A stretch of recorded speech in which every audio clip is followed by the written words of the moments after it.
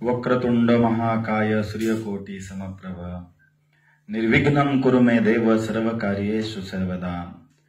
ओम गं गणपते नमः। एकदंताय विद्महे वक्रतुंडाय धीमहि तन्नो दंती प्रचोदयात्। गणेश उत्सवाच्या निमित्ताने आपण रोज 5 भागांमध्ये गणपती अथर्व शीर्ष गणपतीच्या विविध प्रकारच्या कथा, गणपतीच्या सर्व शरीराचं वर्णन, गणपती बुद्धीची देवता काय आहे, गणपतीची शिकवण आणि गणपतीच्या आवडीनिवडी आपण बघितल्या। भाविक सज्जन हो, या व्हिडिओच्या माध्यमामधून आपल्याला बऱ्याचशा गोष्टींची उकल झाली, असे फोन आले, आम्हाला मेसेज आले। आज आपण एक वेगळ्या विषयावर चर्चा करणार आहोत, जे गणेश उत्सवाच्या संदर्भामध्ये आहे। आज अनंत चतुर्दशीचा दिवस, 10 दिवस पाहुणे म्हणून आलेले गणपती बाप्पा, आज आपण हळहळत्या आणि भावपूर्ण अशा अंतकरणाने गणपती बाप्पाला आपण आज निरोप देणार आहोत। अनंत चतुर्दशीचं अनन्यसाधारण महत्व आहे। पुरुष सूक्तामध्ये वर्णन केलेल्या त्या वर्णनामध्ये अनंत शीर्षे अनंत चक्षु अनंत पदधारी चराचरा ते व्यापुनी उरला दशांगुले श्रीहरी। महापुरुष हा त्रिकाल भरता देवांचा देवो अजन्मा परे सोडून धावे रक्षणार्थ ठावो। दृश्य जगत हे महिमा याचा एकच पद मात्र अदृश्यातही नांदती त्रिपदयाची सत्पात्र।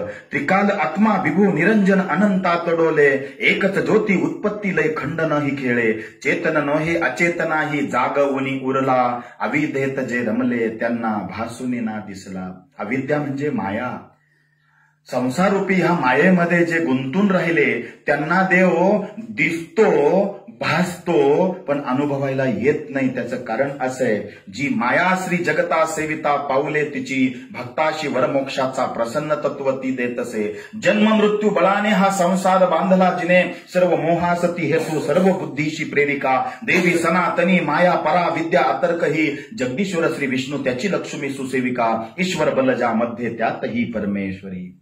म्हणून जो चराचराला व्यापून उरलेला आहे तो अनंत। एकनाथ महाराजांनी ह्या अनंताच्या संदर्भाने फार गोड ओवी सांगितली आहे, पाठांतरातली आहे सगळ्यांच्याच। नाथांचा जो हरिपाठ आहे त्याच्यामध्ये एकनाथ महाराज म्हणतात, हरीची या दासा हरी दाही दिशा भाव जैसा तैसा हरी एक। अनंत चतुर्दशी आज ह्याच निमित्ताने घरोघरी गणपतीच्या विसर्जनाच्या निमित्ताने अनंत चतुर्दशीच्या निमित्ताने घरी सत्यनारायणाची पूजा केली जाते। भगवान विष्णूंना आवडणारी तुळशी हे त्यागाचं प्रतीक आहे। त्या तुळशीचे भगवान विष्णू सहस्रनाम किंवा भगवान विष्णूंचे 1001 नावं म्हणून तुलसीपत्र भगवान विष्णूंना समर्पित केले जातात। अशी ही अनंत चतुर्दशी आपल्याला चराचरामध्ये असलेल्या हरीचं दर्शन घडवणारी आहे, सृष्टीमध्ये या परमेश्वराचं ईश्वराचं दर्शन घडवणारी आहे। असो, आज गणेश विसर्जनाचा दिवस। बऱ्याचशा लोकांचे आम्हाला 5 भाग बघितल्यानंतर फोन येत आहेत की महाराज, आमच्या घरामध्ये गणपती आम्ही बसवायचा की नाही बसवायचा, का तर आमच्या देवाऱ्यामध्ये आमच्या पूर्वीपासून गणपती बसवायची परंपरा नाही। म्हटलं काय कारण? त्या घरातल्या काही जुन्या लोकांना मी विचारलं, त्यांनी सांगितलं आमच्या घरामध्ये गणपती धारत नाही म्हणे। धारत नाही म्हणजे नेमकं काय? आणि गणपती आम्ही बसवला आणि त्या दिवशी माझे वडील वारले म्हणे। मला हसायला यायला लागलं। म्हणलं काका, माणसाचं आयुष्य जितकं असतं तिथपर्यंत माणूस जगत असतो। गणपती बसवला आणि तुमचे वडील वारले, तुमच्या घरातला कोणीतरी पुरुष गेला, त्याला त्या दिवशी जायचंच होतं, विधीचं विधान ठरलेलं होतं। गणपती बसवला म्हणून आमच्या घरातला कोणीतरी वारला, कोणीतरी मेला, कोणीतरी गेला, म्हणून त्या दिवसापासून आम्ही गणपती बसवत नाही, म्हणून आम्हाला गणपती धारत नाही, हे त्याचं उत्तर नाहीये। घडणारी घटना घडतच असते, आपण सरळ संबंध त्याला देवाशी लावून देतो। घरामध्ये गणपतीची मूर्ती असायला पाहिजे, ज्याला पंचायतन असं म्हणतात। घरामध्ये देवघर देवारा असावा. आणि हिंदू धर्मामध्ये आपल्या सांगितलंय, ज्या घरामध्ये देवघर देवारा नाही त्या घराला घर म्हणत नाही, त्याला स्मशान म्हटलं जातं. वेगळे वेगळे भाऊ राहत असतील, त्यांचा किचन वेगळा झाला तर त्यांचा देवघर देवारा सुद्धा त्यांनी वेगळी पूजा केली पाहिजे. गणपती असायला पाहिजे, आपली कुलस्वामिनी असायला पाहिजे, खंडोबा असायला पाहिजे, रंगनाथ असायला पाहिजे, शंकराची पिंड असायला पाहिजे. असल्यास अन्नपूर्णा ठीक, नसल्यास हरकत नाही किंवा सक्ती नाही.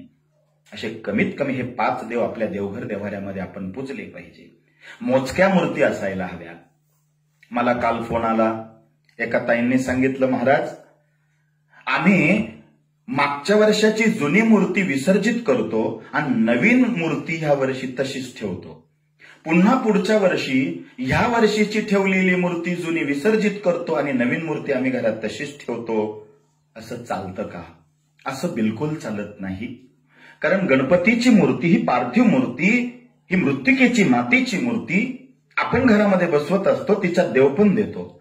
शास्त्र म्हणतं 3 इंचापेक्षा, साधारण ह्या बोटापेक्षा आपल्या घरामध्ये मोठी मूर्ती नसावी. कारण मोठी मूर्ती जर एवढी असेल तर तिला रोज मंदिराचे षोडशोपचार विधीचे नियम लागू होतात. 10 दिवस आपल्याला सगळे विधी पाळता येतील, पण रोज रोज रोज 365 दिवस एवढ्या आर्ततेने कोण आरती करणार? धावपळीच्या जगामध्ये कोण बरं षोडशोपचार विधी करणार? कोण अभिषेक करणार? कोण रोज दुर्वांची जुडी वाहणार? कोण रोज 51 मोदक वाहणार? कोण गणपती बाप्पाला जास्वंदीच्या फुलाची माळ वाहणार? आपल्याच्याने इतकी पूजा होत नाही. म्हणून अनंत चतुर्दशीच्या दिवशी चतुर्थीला बसवलेला गणपती, आपण भाद्रपद जी चतुर्थी असते त्या दिवशी बसवलेला गणपती अनंत चतुर्दशीला विसर्जित केलाच पाहिजे, असा शास्त्राचा नियम आहे. कारण का? जास्त मोठी मूर्ती घरामध्ये ठेवू नये. त्यात गणपतीची मूर्ती एवढी मोठी घरात ठेवली, रोज तुम्ही अभिषेक करत असाल, हरकत नाही.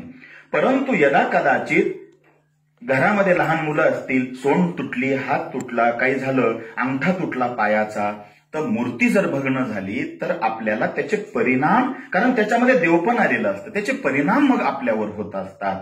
नैराश्य येणं, घरामध्ये तरुण पिढ्या व्यसनाकडे जाणं, आजारपण येणं. म्हणून हे सगळे उपद्रव होण्यापेक्षा आपण गणपतीची मूर्ती अनंत चतुर्दशीला मोठी मूर्ती विसर्जित करावी.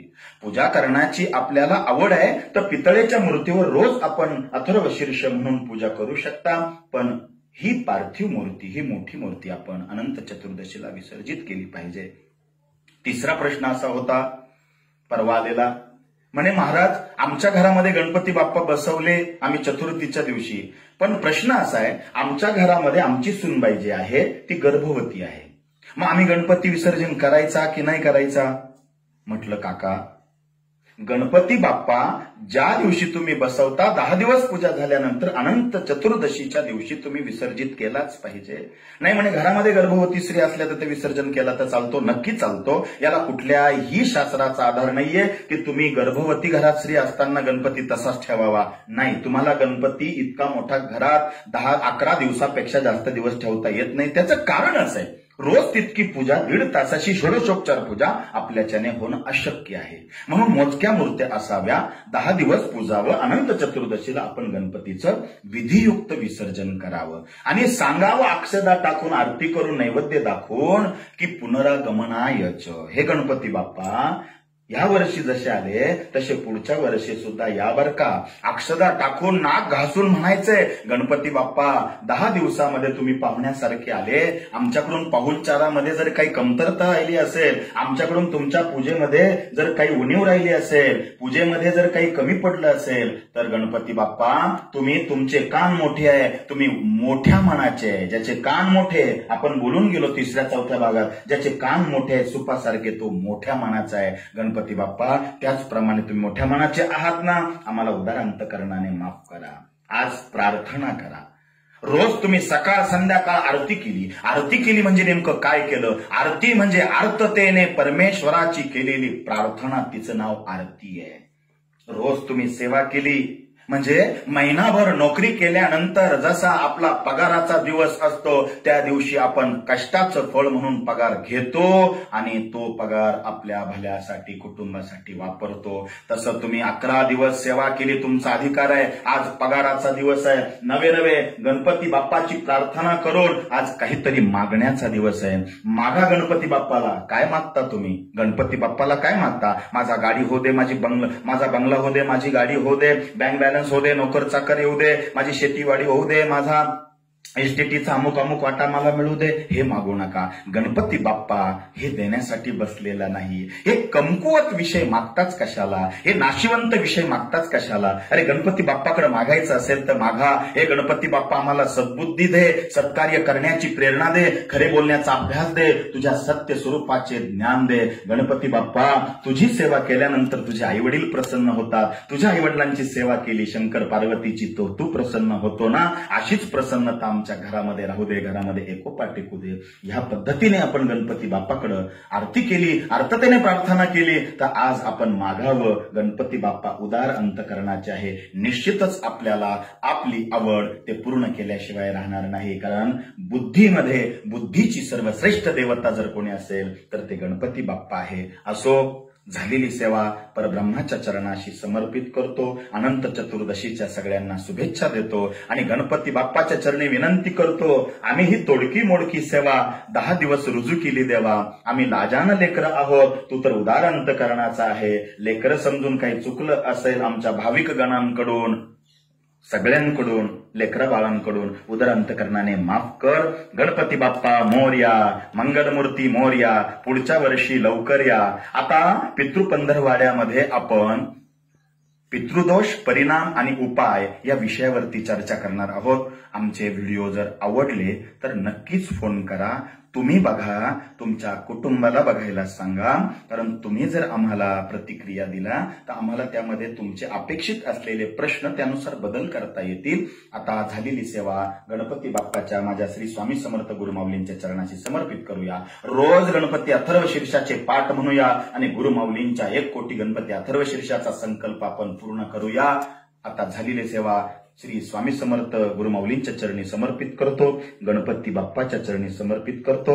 तर वाट बघूया परवापासून येणाऱ्या, उद्या परवापासून येणाऱ्या पितृपंधरवाड्याची. आणि त्या पितृपंधरवाड्यामध्ये विविध प्रकारची माहिती, पितृदोष, परिणाम आणि उपाय. कृष्णार्पण. श्री स्वामी समर्थ. गणपती बाप्पा मोरया, मंगलमूर्ती मोरया.